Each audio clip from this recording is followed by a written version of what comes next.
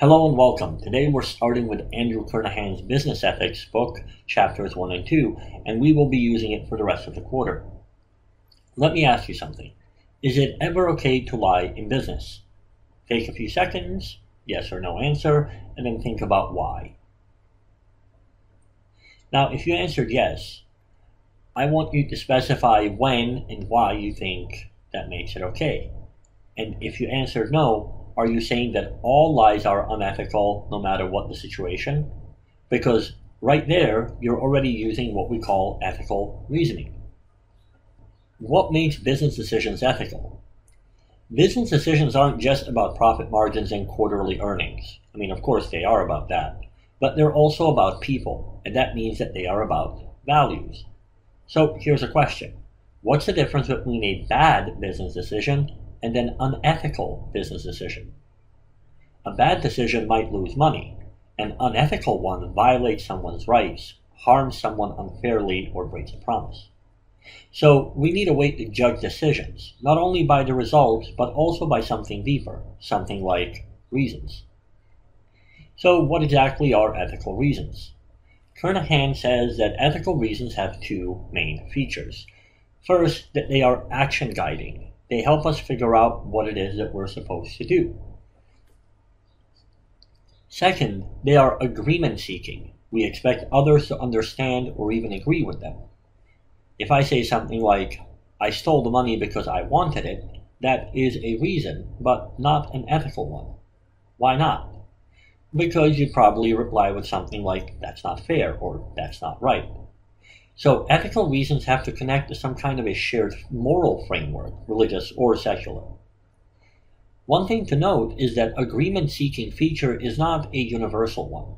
That is, we don't really care if everyone agrees with us.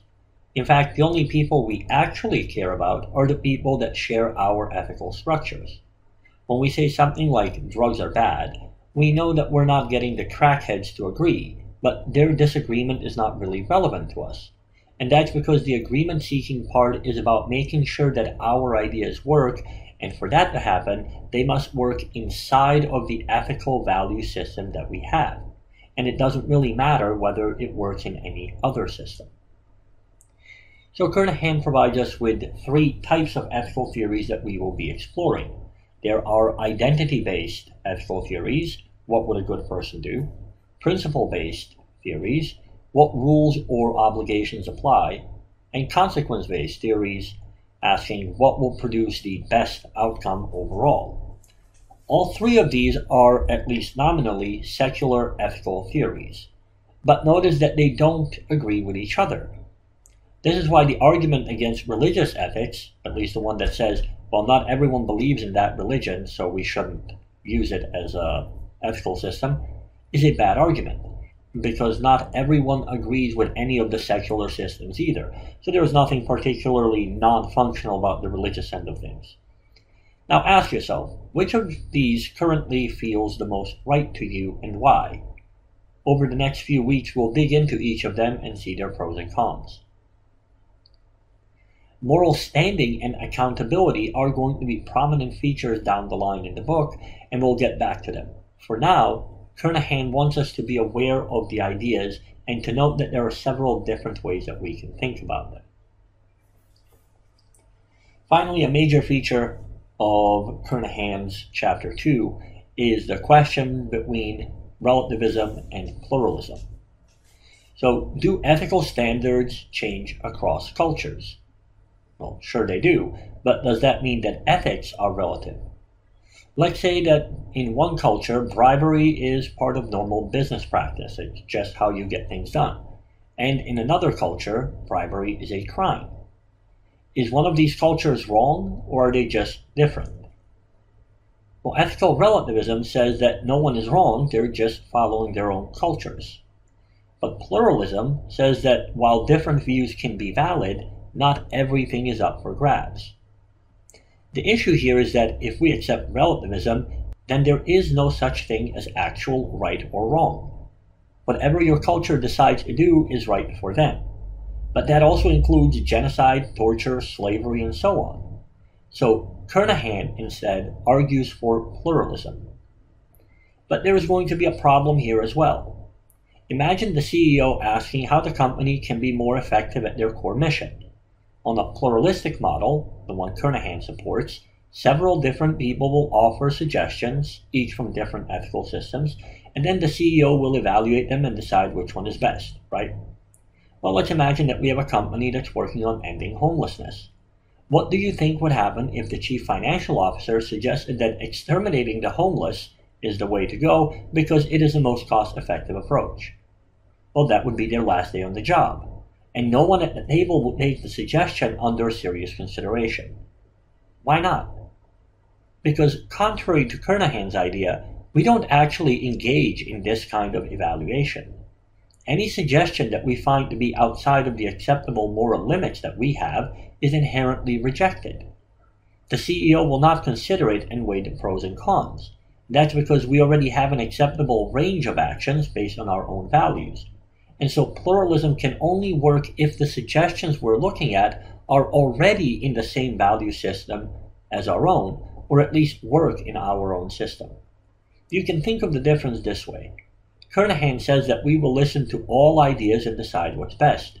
But reality is that we will only listen to options that we already find acceptable, and then select the best of the acceptable options. And that's a very different approach. A principle-based thinker will find a good chunk of what consequence-based thinker suggests to be unacceptable, and vice versa. Finally, for this issue, consider the following question. Do you actually believe that all cultures are equal? If you did, then you would have to believe that they're all equally good. And if that were the case, you could not reasonably prefer one culture to another.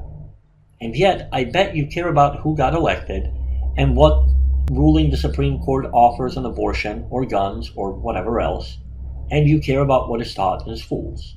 You care about whether we switch from a republic to a Taliban-style government here in the US. If all cultures were actually equal to you, you could not care about these things because they're all just parts of different particular cultures, even if it is a culture in progress. Of course, we can say that being educated about different cultures is important, and we can say that our disagreement with different cultures does not mean that the people of that culture are in any way morally different than we are. So everyone has the same rights and so on. But we don't have to imagine that there is no difference between the United States and ISIS. There are two other things we need to consider. The first one is the is-ought gap. And the idea is that you cannot get an ought, a moral statement, from an is, a statement of fact about the world.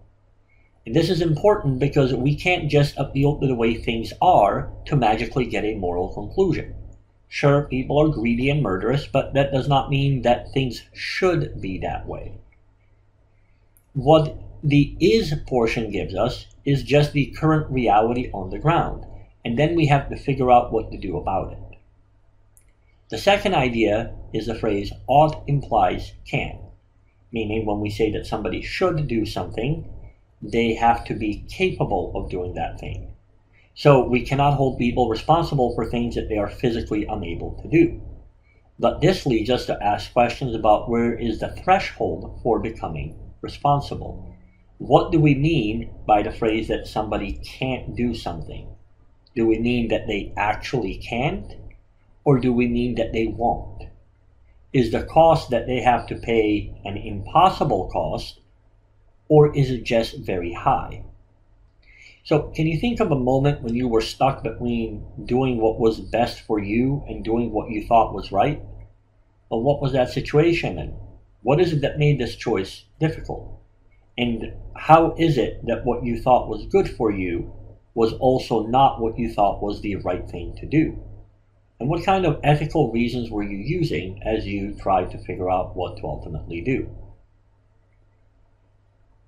In conclusion, ethics in business is about who we are trying to become and what kind of a world we want to build, and how we justify our decisions to ourselves and to others in ways that are meaningful and fair and coherent.